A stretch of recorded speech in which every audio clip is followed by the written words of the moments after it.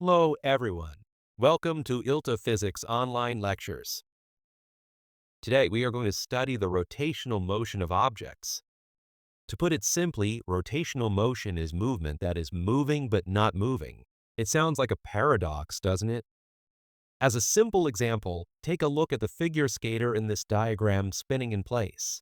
It is clearly moving, yet it stays in the same spot without traveling anywhere. So this leads us to realize that we need to break down and distinguish the meaning of moving or motion more specifically. Yes, that's right. To explain it a bit further, the motion of an object can be divided into motion where its position changes and motion where its orientation changes. In this sense, we can think of rotational motion as movement where the object's position stays the same, but its orientation changes. Now, explaining this only with words seems a bit difficult. Through today's lecture, let's first understand how physics categorizes the motion of objects. Then, we'll summarize the object models used to analyze each type of motion physically.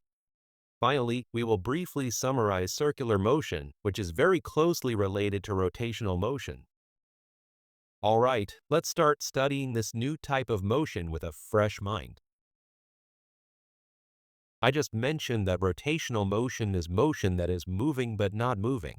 If that's the case, shouldn't we redefine what we've previously thought of as motion, or the movement of an object? Up until now, the motion we generally thought of was motion where the position of the object changes. For example, a car driving forward, a baseball flying through the air, or an object following a circular path due to centripetal force. We have been analyzing motion where the object's position changes along a trajectory, such as a straight line, a parabola, or a circle. This is called translational motion. On the other hand, as we know, the movement of a spinning top staying in one place is called rotational motion. In other words, it is motion where an object rotates around a fixed axis of rotation. In this case, the object undergoing rotational motion does not change its position. Only its alignment or orientation changes. So, what exactly does the orientation of an object mean? In terms of kinematics, you can easily understand an object's orientation by thinking of the movement of a second hand on a circular clock. Every second, the hand rotates around the central axis. Its shape and size don't change, but the direction it points toward does. While it's not a perfect explanation, you can call this kind of movement rotational motion, where only the object's orientation changes. Now, let's look at the diagram of the basketball below to compare and understand translational and rotational motions. Translational motion is when the basketball slides across a very smooth floor without rolling. Notice in the drawing that the stripes on the basketball do not change their orientation as it moves. However, rotational motion refers to spinning in place without moving forward. At this time, if you look closely at every part of the rotating object, they are all performing circular motion around the axis of rotation. Therefore, when analyzing rotational motion physically, we use the formulas and relationships of circular motion. We will study this in detail next time. The third drawing of the basketball below shows movement that performs both translational and rotational motions simultaneously. You can think of this as the typical motion of an object rolling forward. Lastly, although it's not introduced here, another form of motion we will deal with later is oscillatory motion. An example would be an object hanging from a spring moving up and down. Depending on the type of oscillation, it's also called vibration or harmonic motion. This requires a different physical analysis, which we will learn later. Returning to rotational motion, the physical models used to analyze objects undergoing translational versus rotational motion are also different. Let's think about this in the next section. In the field of kinematics, we use specific models to represent objects so that we can simplify and analyze their motion. This is because the shape and size of an object usually aren't that important when we're describing its motion. The two most representative models are the point mass model and the extended body model. The first, the point mass model, is what we previously learned as the particle model. For instance, when a car is moving from left to right with acceleration as shown in the figure below, we use the particle model to analyze its motion. This is a model that represents the object as a single point, regardless of its shape or size. By marking the position of this point at regular time intervals, we get a motion diagram, which we use to explain velocity, acceleration, position, and displacement. To explain it more scientifically, representing an object as a single point like the point mass model involves a physical assumption that all the mass of the object is concentrated at one point, regardless of its size or shape. This point mass model was effective for analyzing translational motion, where the primary focus is the object's position. However, it is difficult to apply this model when an object is undergoing rotational motion. Let's imagine a long rod rotating around an axis that runs through its length, versus an axis perpendicular to the rod, as shown in the bottom right figure. These two types of rotation are clearly different. However, if we represent the long rod as a single point using the point mass model, it would be difficult to properly distinguish or analyze these two different rotations.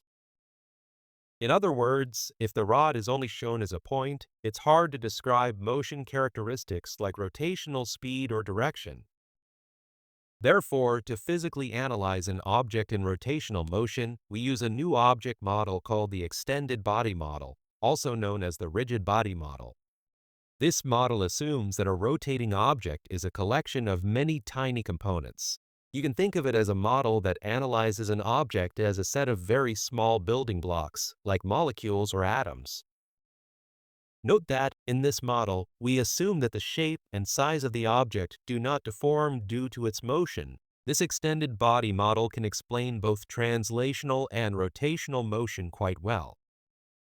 I'll explain in more detail next time how to specifically apply the extended body model to rotating objects. For today, just understand that a new object model, the extended body model, is necessary to analyze this new topic of rotational motion. Alright, for the final concept, let's briefly compare the relationship between circular motion and rotational motion. The circular motion we already learned is a type of translational motion. To put it another way, it is motion where the object's position changes over time, and the path or trajectory of the object forms a circle around a center point. To analyze this, we use the point mass model to calculate centripetal force and centripetal acceleration. I'm sure you all remember what we learned about circular motion, right? Don't worry, I'll explain it again whenever we need it in our future lessons. The rotational motion we are considering today is also the movement of an object spinning around an axis. So it is very closely related to circular motion. This means many concepts and equations in rotational motion are linked to those of circular motion. As shown in the figure below, if you think of a disk on a turntable spinning around a central axis, the movement of the disk itself is rotational motion. The interesting thing is, if a fly were sitting on that spinning disk, the fly would be performing circular motion around the axis. Instead of a fly, let's consider two small parts on the disk, A and B. While the entire disk is undergoing rotational motion in place, parts A and B can be seen as performing circular motion around the center. This specific way of analyzing is the concept of the extended body model. It's okay if you don't fully understand exactly what this model is yet. For now, just catching the big idea or concept is enough. We will step-by-step study how to analyze rotational motion using the extended body model later. Let's think about one thing here. Between the small parts A and B on the disk, which one can be said to be performing faster circular motion? Take a moment to imagine the spinning disk. Common sense tells us that part A, which is on the outer edge of the disk, is moving faster in a circle than part B. But doesn't that seem a bit strange? The disk is clearly one solid piece, yet different parts of it are moving at different speeds. From this, wouldn't you expect a new concept for the physical quantity of how fast something moves, namely velocity? Yes, that is exactly the new concept of angular velocity that we will study next time. In today's lecture, we took a very brief look at the new topic of rotational motion and the concept of the extended body model used to analyze it. Next time, we will analyze rotational motion more quantitatively. That's it for today's lecture. Great job, everyone. See you next time.